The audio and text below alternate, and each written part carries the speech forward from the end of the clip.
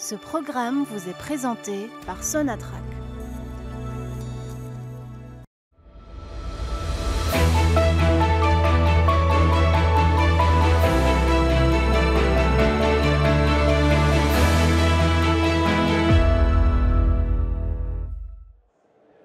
Chers téléspectateurs, merci de nous rejoindre sur Al24 News.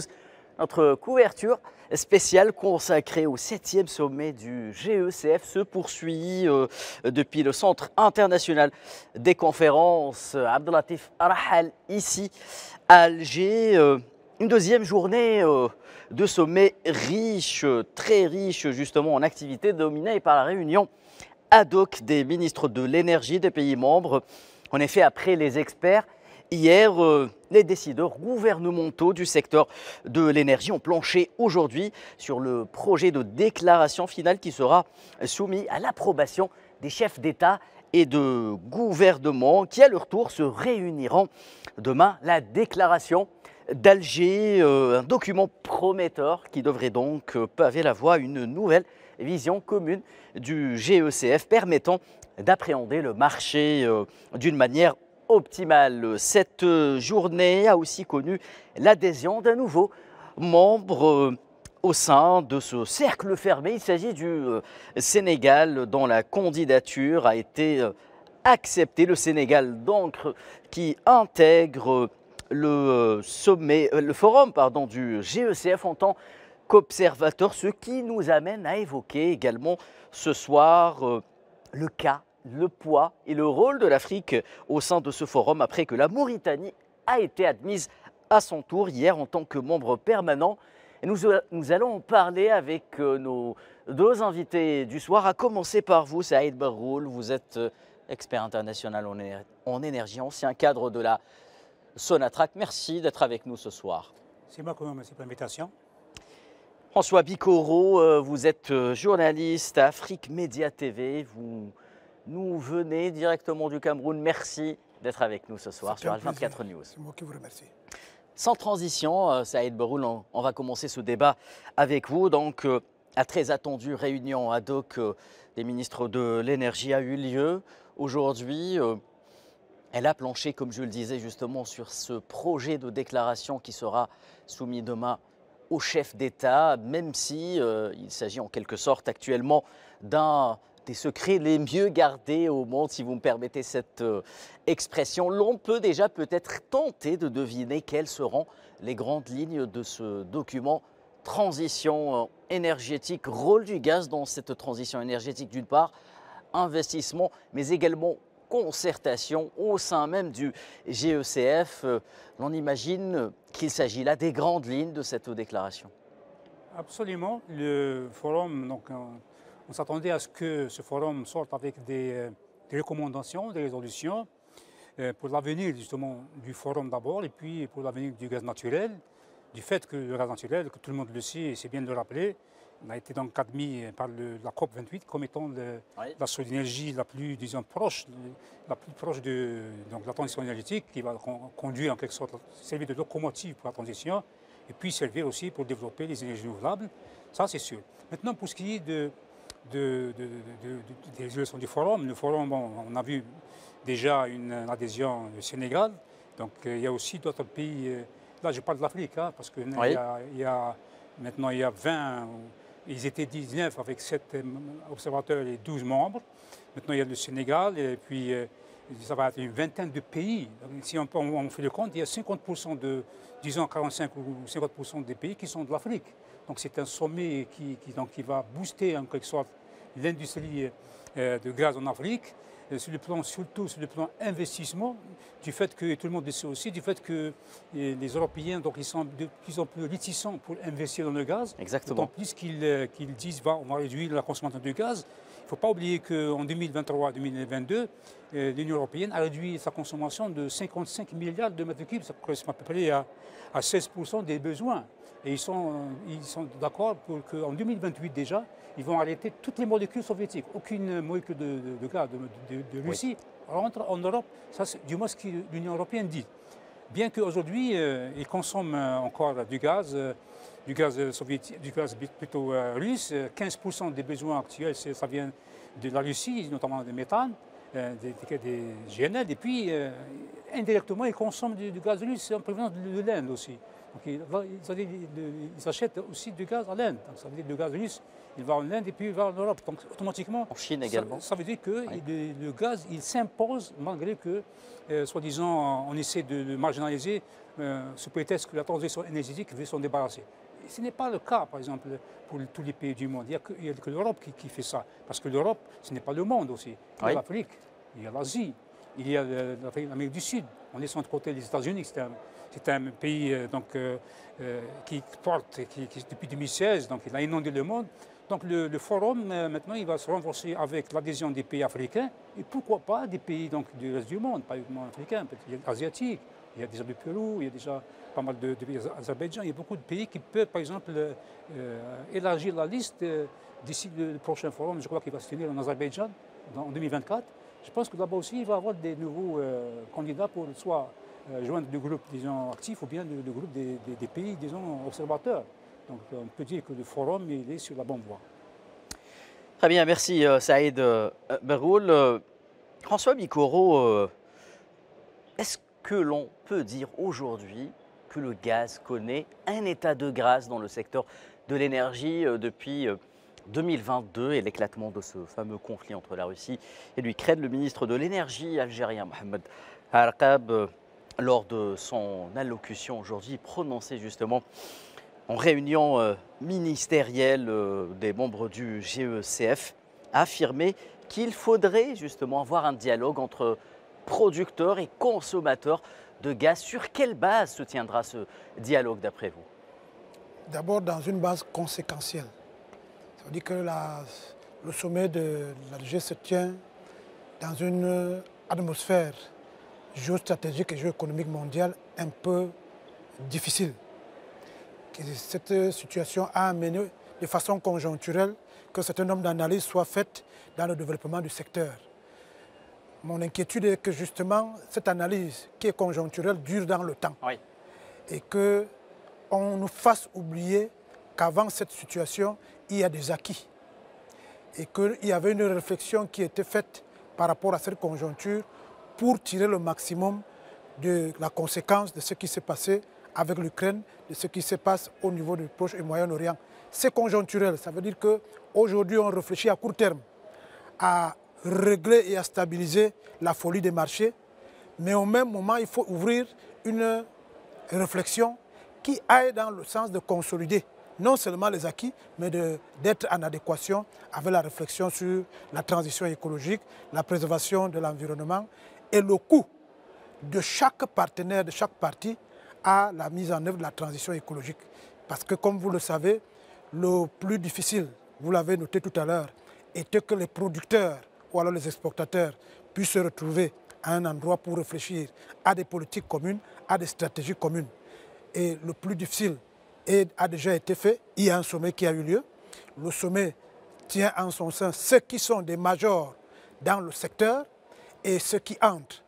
Et ceux qui entrent nous renseignent sur l'importance justement du gaz dans la mise en œuvre de la relance économique mondiale. Et dans ce sens-là, il faut aller plus doucement dans la réflexion et ne pas jeter très rapidement ce qui a été fait dans le secteur et qui a un impact sur la vie des sociétés, sur la vie des entreprises, sur la vie même sociale d'un certain nombre de pays qui se réveillent aujourd'hui et comptent sur la conjoncture actuelle pour relever le niveau de leurs économies, parce qu'il y aura quand même des plus-values si on sait tirer les conséquences de ce qui arrive dans le circuit de distribution de cette énergie qui est importante à l'heure actuelle dans la mise en œuvre des économies mondiales. Ce n'est pas seulement des économies des pays exportateurs de gaz. Maintenant, et je termine par là, vous conviendrez avec moi que si l'ensemble des futurs producteurs, parce qu'il y en a, il y a des niches, et ceux actuels, sont rassurés sur le fait que les politiques communes, les consensus sortiront de ce conclave de ce soir, il est évident qu'on va rassurer l'ensemble du monde entier que les problématiques posées par le gaz aujourd'hui sont à prendre très au sérieux à l'horizon 2050. Très bien, merci François Bikoro. Saïd Baroul, le ministre algérien de l'énergie, toujours Mohamed Arqab, s'est penché en quelque sorte sur cette importance qu'a le gaz naturel aujourd'hui en tant que vecteur d'une certaine stabilité dans le secteur de l'énergie à travers son rôle prépondérant et sa montée en puissance en tant que composante non négligeable du mix énergétique en 2050. Il se trouve que les deux catégories d'acteurs, de parties prenantes autour du secteur du gaz, à savoir les producteurs exportateurs et les pays consommateurs, ont peut-être deux agendas qui sont différents en matière de transition énergétique. Les producteurs la veulent rapide, efficace. Les consommateurs veulent prendre leur temps. Le ministre algérien de l'énergie a déclaré aujourd'hui qu'il fallait aller vers une transition énergétique progressive, prendre le temps justement de bien appréhender le terrain avant de laisser place aux énergies renouvelables plutôt que l'ancien modèle basé sur les énergies fossiles. Qu'en pensez-vous? Effectivement, mais bon, on peut laisser place aux énergies renouvelables. Donc, on aimerait bien que les énergies renouvelables émergent rapidement. Tout le monde est d'accord parce que, surtout pour les pays gaziers comme l'Algérie, si maintenant on arrive à produire nos projets de 15 000 MW à 2035, oui, ça va nous économiser beaucoup de gaz aussi. Exactement. Donc nous, on est pour l'émergence des énergies renouvelables, mais seulement, comme vous l'avez bien dit, comme M. le ministre l'a dit, les Européens, ils ont un scénario, ou bien des scénarios rapides, comme vous l'avez dit. Nous, on veut un scénario conservateur, c'est-à-dire qu'il faut laisser faire. Il ne faut pas brusquer les choses. Le gaz est là. Il est donc disponible, on sait très bien que le gaz il est partout dans le monde. Il est donc facile à stocker, contrairement aux intermittences des énergies renouvelables. Il n'y a pas de vent, il n'y a pas de courant, il n'y a pas de soleil, il n'y a pas de courant. Donc il y a un problème de stockage, malgré que les progrès ont été faits dans ce sens, mais n'empêche que les Européens eux-mêmes reconnaissent qu'il y a un problème de stockage.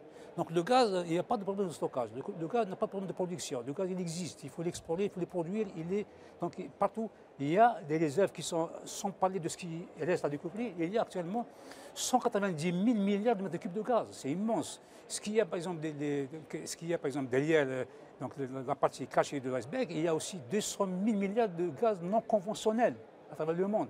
Donc le gaz, il est là et il sera. 2050, c'est demain. C'est demain, 2050. Quand on a un horizon lointain, on a tendance à spéculer. Puis ça va arriver rapidement. Oui. Donc prenez le cas 1997. Les années 97, le protocole de Kyoto. Ils ont dit entre 2008 et 2012, c'était en 1997, ils ont dit en 2008-2012, on va réduire de 5% les gaz à effet de serre.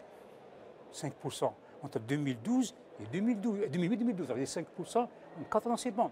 Nous sommes en 2024. On n'a pas pu dépasser les 1,1. Non, monsieur, on n'a pas. Les gaz à effet de serre ont augmenté de 67% Exactement. Entre Kyoto et aujourd'hui. Donc on dit des choses, disons, assez ambitieuses et à destination, on se rend compte qu'on était trop, disons, ambitieux. Hein. Il faut aller doucement, comme dit M. le ministre. On est pour la transition énergétique, il n'y a pas de problème, il faut aller doucement, il faut laisser faire. La croissance, on ne va pas, parce que la tendance disons, vers 2050, elle est accélérée. Et les Européens, par exemple, ils disent qu'en 2030, à la COP de 2028, ils ont dit qu'on va tripler d'ici 2030, on va tripler les renouvelables. Ce n'est pas possible, il faut être réaliste. Donc, M. le ministre avait tout à fait raison, ici, la vie de tout le monde. Il n'y a pas de feu, il faut laisser l'énergie renouvelable, faire son bon nombre de chemin, il faut développer le gaz naturel, qu'on le veuille ou non. Si vous faites des panneaux solaires, oui, vous consommez du gaz. Exactement.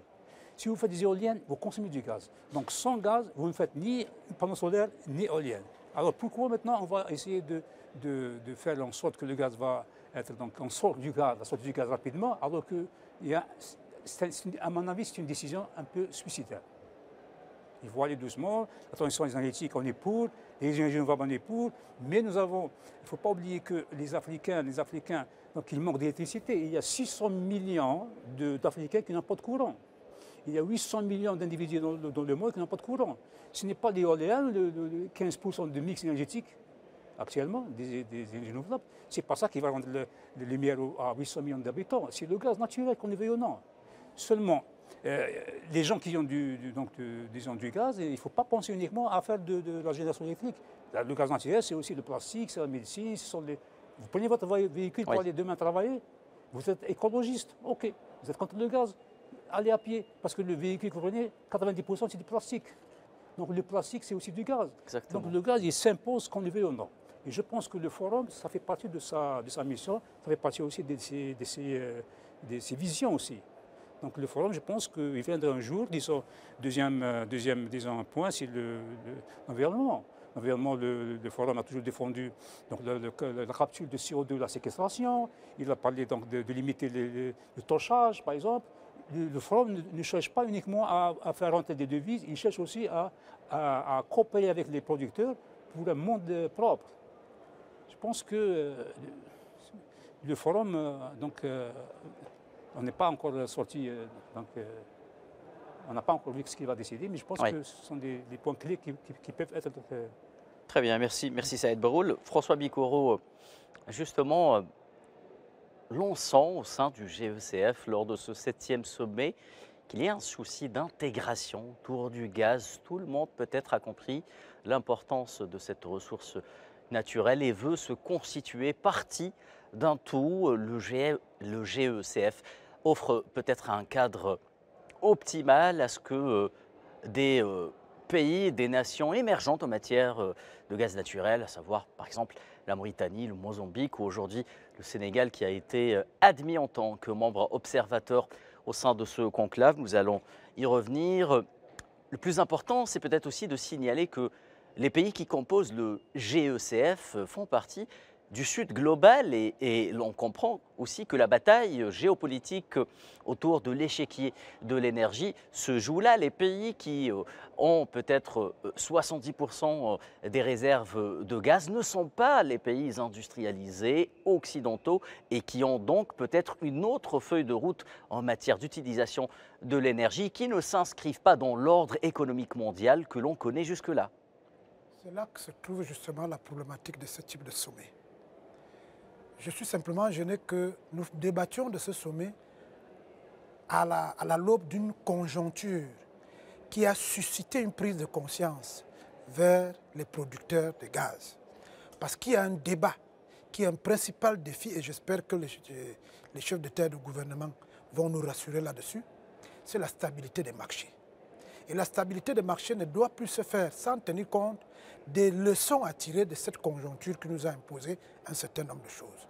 Le débat sur 2050, doit-on converger à gauche ou à droite, ne se pose pas avec acuité, parce que s'il se pose avec acuité aujourd'hui, il va dégénérer l'objectif principal qui est celui du forum. C'est-à-dire trouver un consensus, faire de cette organisation une plateforme de concertation permanente, de dialogue, que chaque fois que le marché est en danger, que l'ensemble des producteurs puissent se mettre en ordre de bataille pour imposer une manière de faire qui arrange tout le monde. Au même moment, c'est un actant économique. Et dans le business, on tient compte de ce qui se passe en face.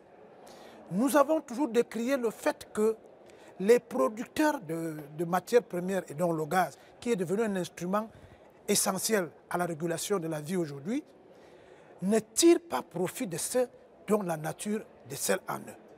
Mais il y a un événement qui nous a ouvert les yeux.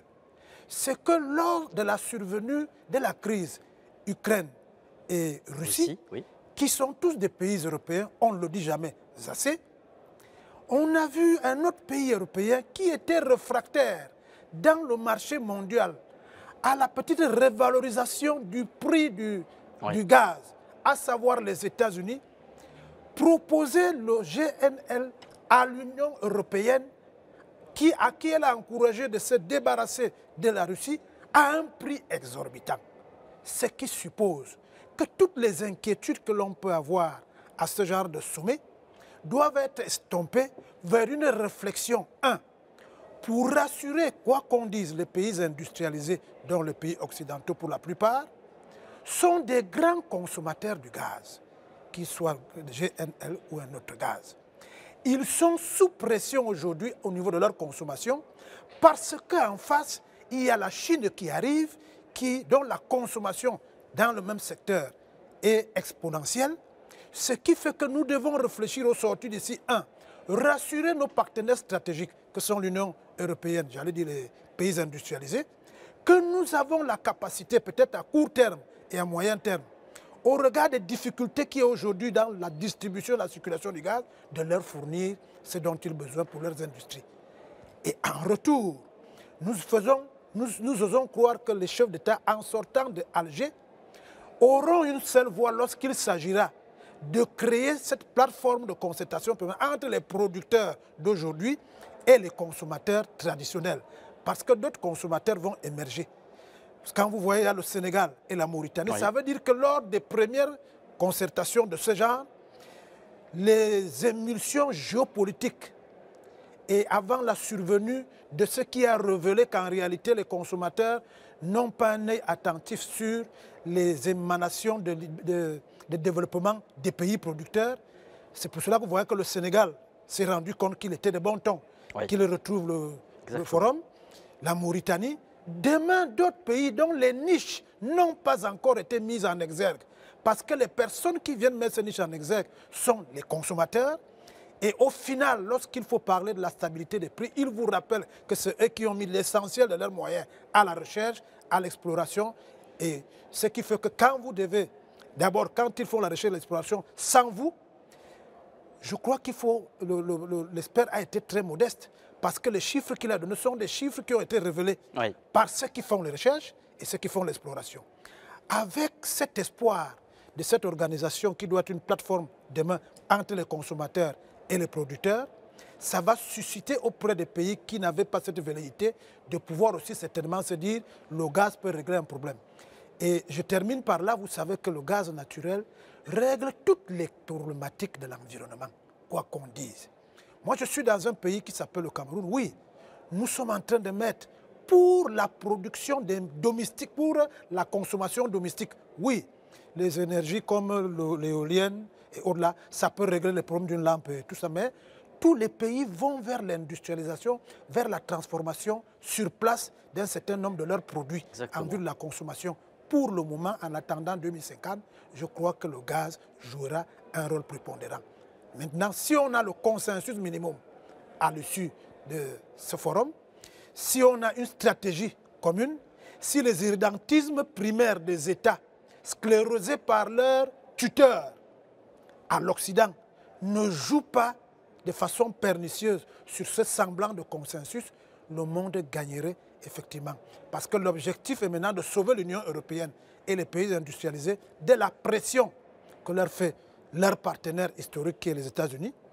Le retour de ces partenaires historiques vers le pays du GLL va régler beaucoup de problèmes au plan économique et peut-être géopolitique. Très bien, François Bikoro, merci pour ces explications. Saïd Baroul, nous allons terminer ce débat peut-être avec vous, avec une dernière question. L'Algérie a encore une fois démontré son rôle de locomotive lorsqu'il s'agit d'emmener avec elle tout le continent africain en ce qui concerne justement ses aspirations à un nouvel ordre économique mondial. Hier, la Mauritanie, aujourd'hui, le Sénégal, 9 pays africains feront partie à l'issue de ce sommet d'Alger du GECF. L'Afrique sera le continent le mieux représenté de ce forum. Est-ce que l'Afrique aura demain une carte à jouer dans le secteur du gaz? Il conviendra peut-être à aller chercher quel poids auront ces pays, ces 9 pays africains en matière de production de volume et aussi de réserve. Mais l'on voit déjà les prémices d'une Afrique qui a son mot à dire, une carte à jouer demain dans le secteur du gaz apparaître. Oui, l'Afrique, elle est maintenant 9, comme vous l'avez dit. Il y a 9 membres, que ce soit observateurs ou disons, permanents. On peut imaginer que le prochain forum, il y aura d'autres candidats.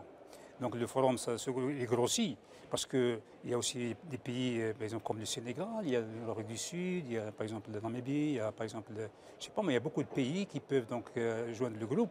Ça donne un poids au au forum, de telle façon que, par exemple, les réserves qui sont maintenant, pardon, les réserves qui sont connues maintenant en Afrique, ce sont des réserves prouvées. Vous savez, l'Algérie, la Libye, l'Égypte et le Nigeria, c'est tout. On ne parle pas des réserves de Mauritanie. Oui. Ça va venir, c'est sûr. Mais si vous prenez le chiffre, il est de 9 000 à 11 000 milliards de mètres cubes entre les mains de l'Algérie, de la Mauritanie, de l'Égypte, Libye et Nigeria. Mais ça ne veut pas dire que les autres pays n'ont pas de gaz. Ils ont du gaz. La preuve, le Mauritanie, les Sénégalais, ils ont découvert un grand gisement qui s'appelle la Grande Tortue de l'océan. Donc c'est un grand gisement. Je n'ai pas de chiffre en tête, mais c'est quand même un chiffre qui peut donc permettre au pays de vivre 30 ans avec le gaz. Déjà, ils ont commencé à faire des projets de GNL pour l'exporter. Donc l'Afrique, donc, elle a beaucoup de gaz. Il n'y a pas encore de grandes découvertes, disons, comme par exemple le Hasserman, je ne sais pas, mais il y a la possibilité de découvrir du gaz. L'Afrique deviendra donc en quelque sorte un gisement gazier. Bon, gisement gazier, et l'Algérie va jouer le rôle de gazoduc vers l'Europe. L'Algérie transite par exemple de THCP, peut-être un jour il va transiter un gaz venant d'un pays africain qui n'a pas par exemple pour le moment de gaz, mais il peut, d'ici là, il peut avoir des gisements. Donc, tout compte fait, l'Afrique, c'est un continent riche en gaz, inexploré, inexploité, à part les 4 pays nord-africains, avec le Nigeria. Oui. Donc, tout porte à croire que d'ici 2050, étant donné, comme l'a dit monsieur, 2050, il y aura toujours du gaz, il n'y aura pas donc une sortie du gaz complétant certains milieux, certaines sources européennes, mais ici, en Afrique, on peut, par exemple, devenir un hub gazier. En Afrique, on peut avoir un hub gazier parce qu'il y a aussi des gisements en offshore, il n'y a pas uniquement de l'onshore. Et puis, le forum le forum d'Alger, ce n'est pas uniquement, disons, qui va donner, disons, l'avenir du gaz africain, il y a aussi le prochain forum qui va parler, disons, de pays gaziers en général, qu'ils soient asiatiques ou africains et même donc moyen-orientaux. Merci Saïd Baroul, merci à vous également François Bicoro, expert international en énergie, journaliste à Afrique Média TV, messieurs d'avoir animé ce débat. Mesdames et messieurs, merci de l'avoir suivi ce débat et à demain. La couverture spéciale du 7e sommet du GECF à Alger se poursuit. Demain, réunion des chefs d'État et de gouvernement. Excellente suite des programmes sur Al24 News.